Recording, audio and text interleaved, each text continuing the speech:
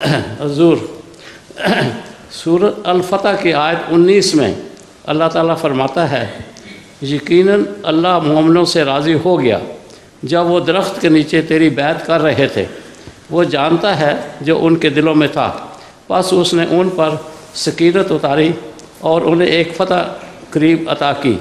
میرا سوال یہ ہے کہ وہ اس جگہ کس بیعت کا ذکر ہے جو درخت کے نیچے کی گئی؟ بیعت رضوان کہتے ہیں، اور یہ صلح حدیبیہ کے موقع پر کی گئی۔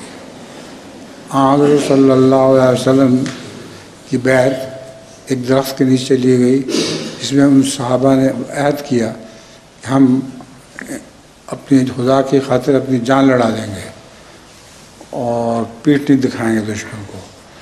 اس کا نام بیعت رضوان ہے۔ ٹھیک بات۔ ید اللہ فوق ایدیہم آتا ہے کہ رسول اللہ علیہ وسلم کا ہاتھ نہیں، وہ خدا کا ہاتھ تھا جو ان کے ہاتھوں پر تھا۔ بس ٹھیک ہے، ٹھیک ہے، ہے۔ جزاکم اللہ۔ جزاک اللہ۔ آئیے رشید صاحب۔